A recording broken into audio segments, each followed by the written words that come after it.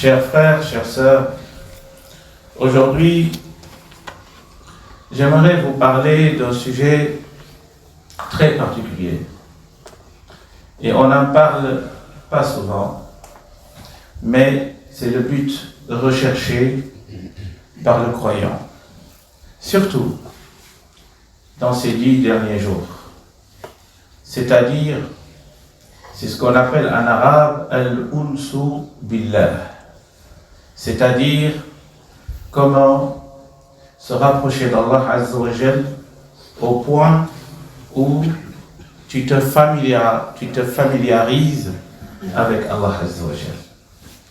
C'est-à-dire, tu délectes le goût, la saveur des adorations. Est-ce que c'est possible? Est-ce que vous avez déjà goûté ça? Est-ce que vous avez déjà savouré les adorations? Et c'est ça le but. L'objectif principal dans les adorations, c'est qu'elles puissent nous permettre de nous rapprocher d'Allah Azza wa Jal et de ressentir notre proximité d'Allah Azza wa Jal. Allah Azza wa Jal nous le promet dans le Coran.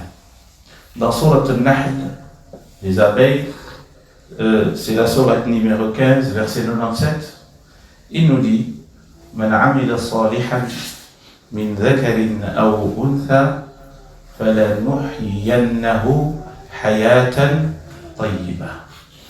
Allah Azza wa Jal, il nous dit que ce soit un homme ou une femme qui fait une bonne action et qui perdure, qui persévère dans les bonnes actions, Allah Azza wa Jal dit, il nous promet une vie heureuse, c'est-à-dire une vie épanouie, et nous aurons le paradis sur terre avant d'accéder au paradis céleste.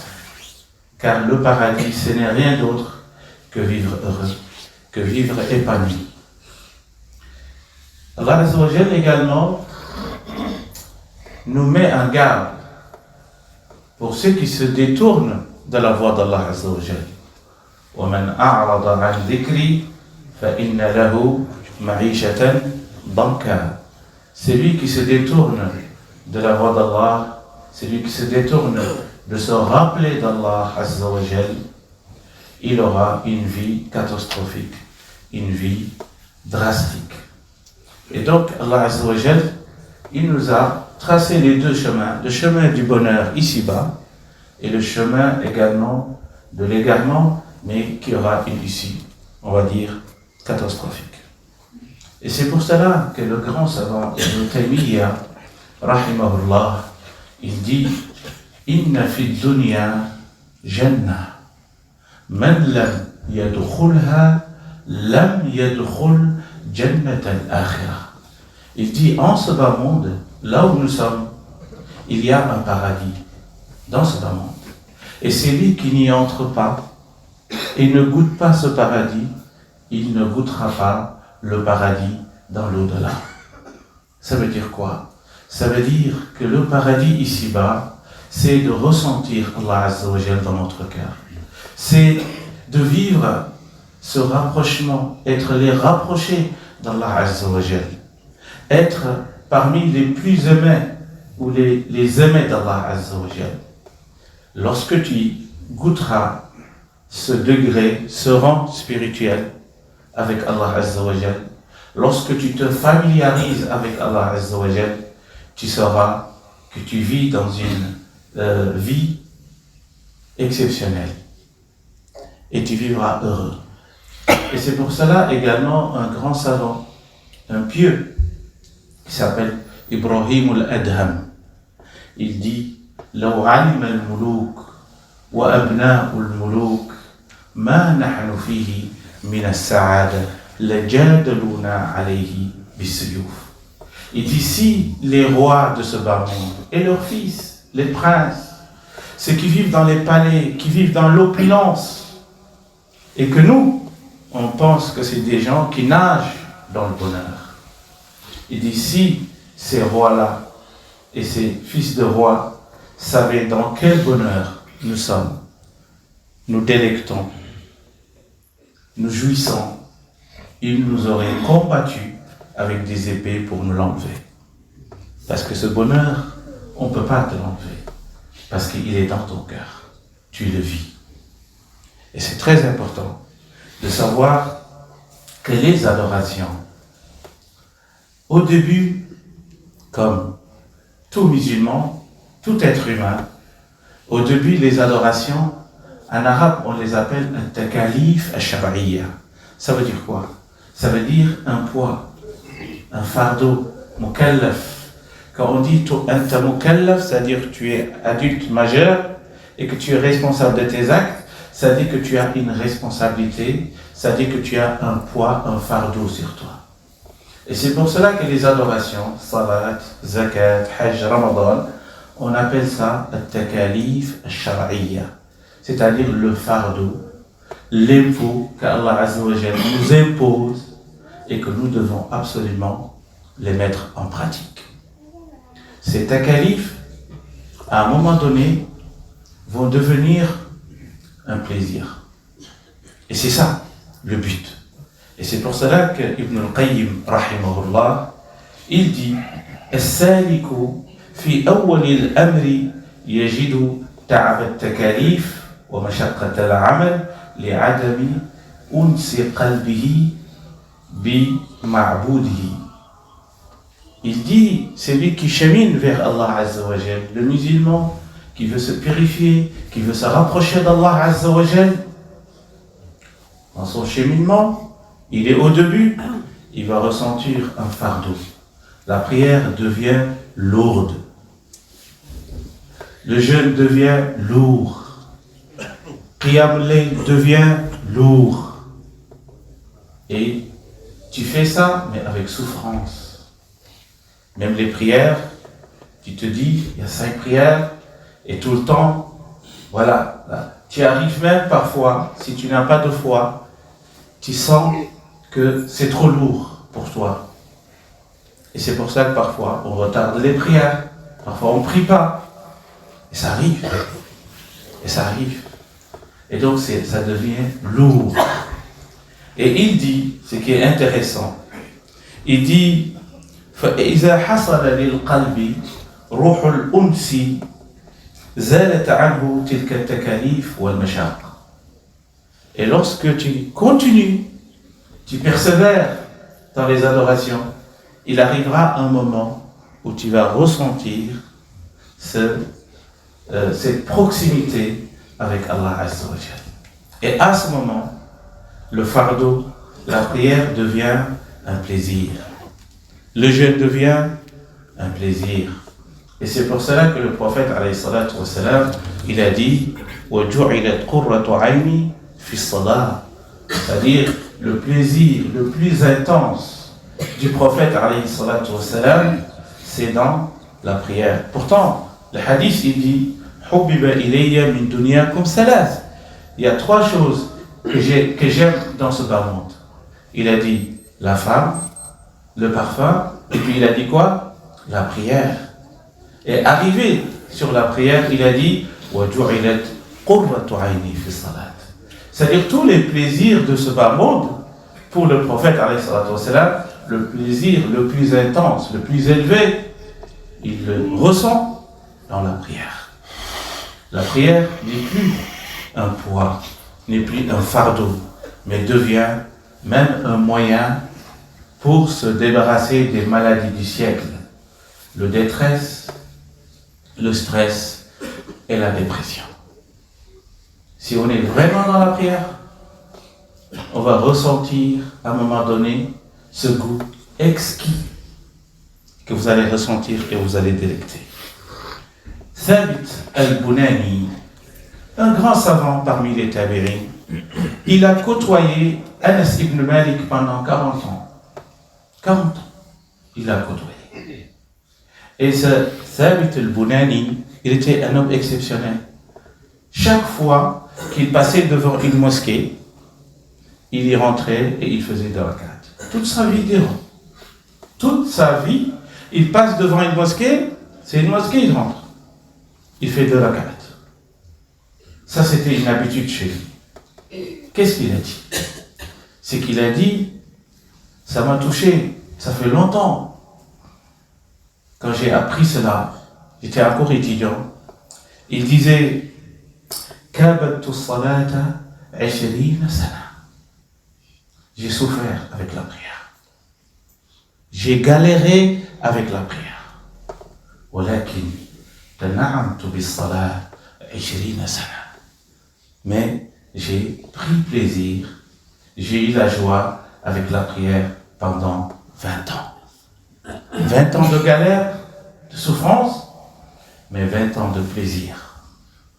Ça, c'était le début. Le début, tu peux galérer avec la prière.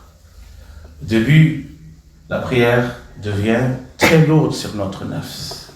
Surtout dans la vie occidentale, où parfois, on n'a pas le temps, on va dire, à cause du travail, à cause des aléas de la vie.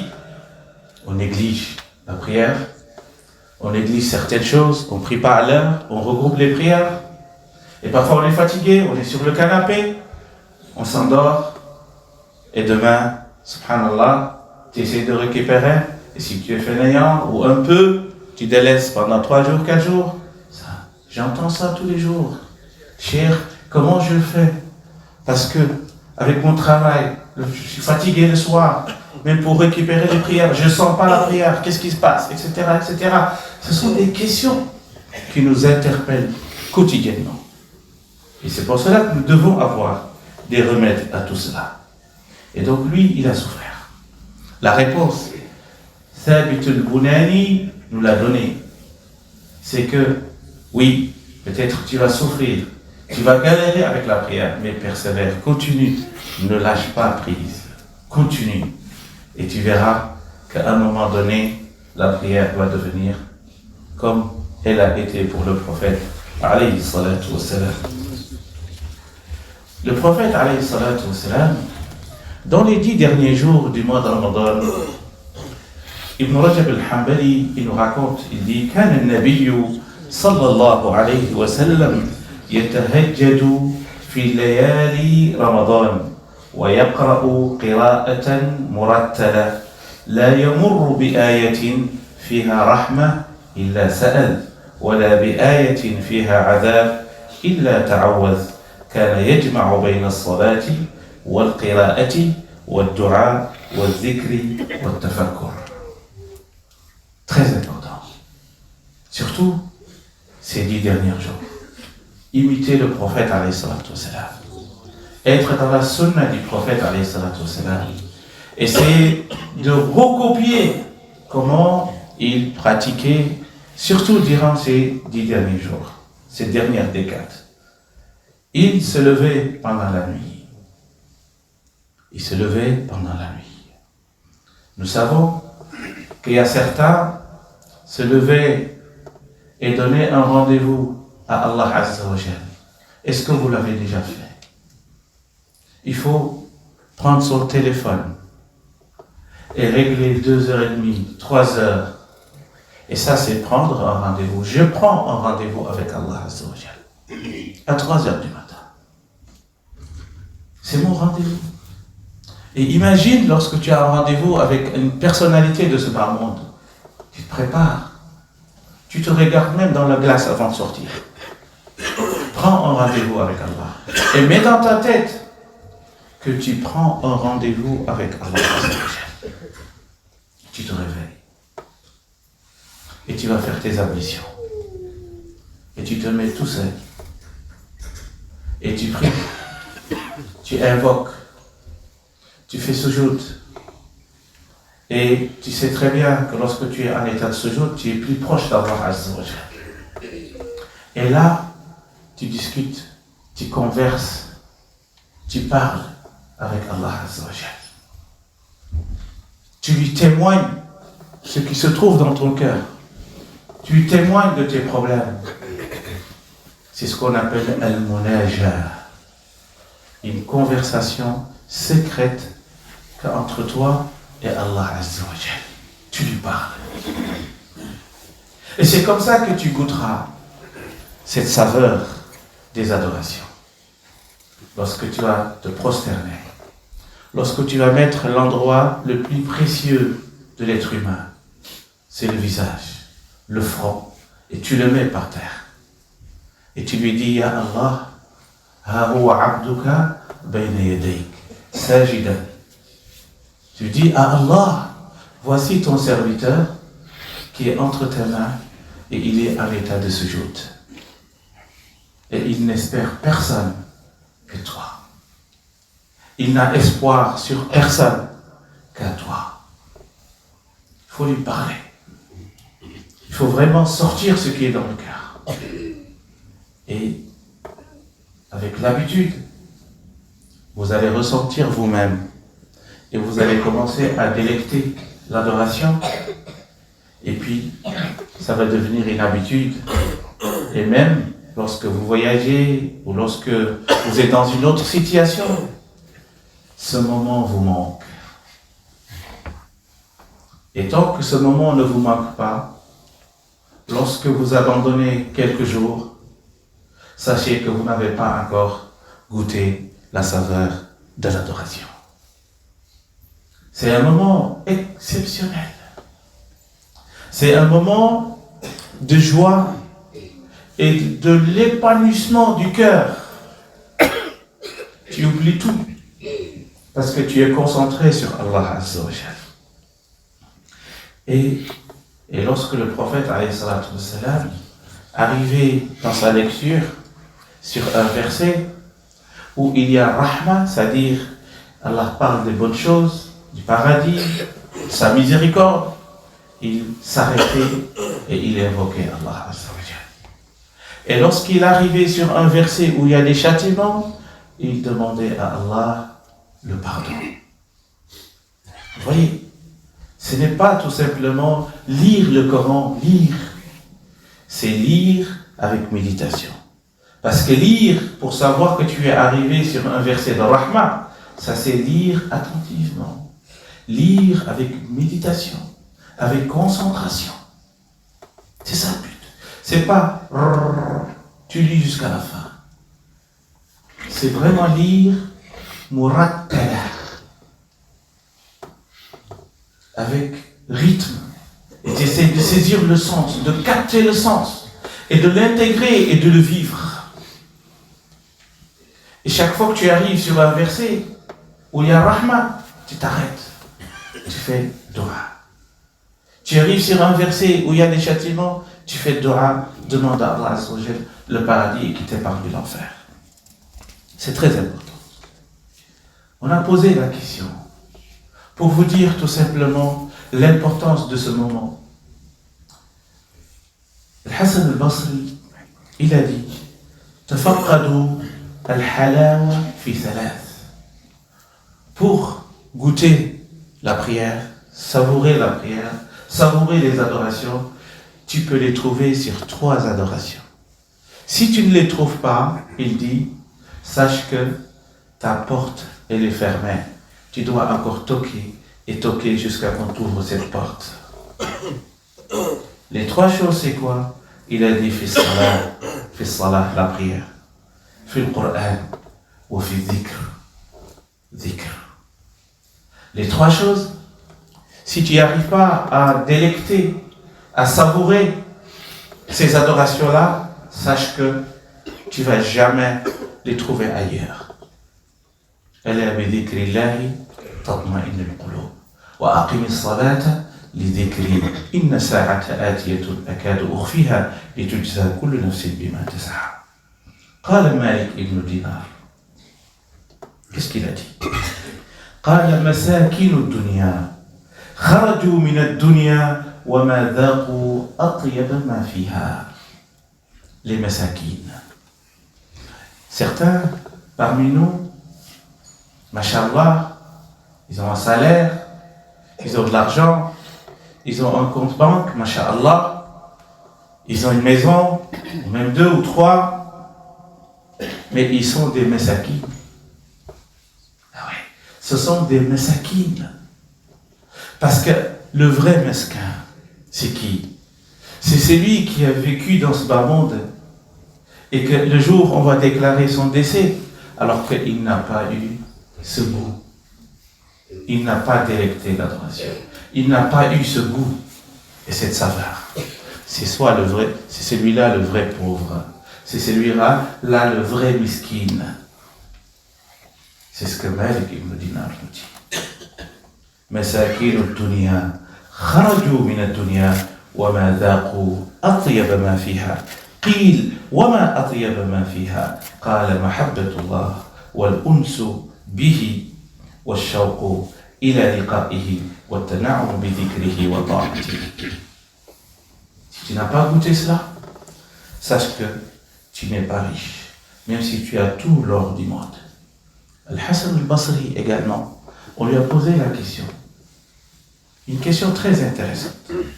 ما بال المتهجدين من أحسن الناس.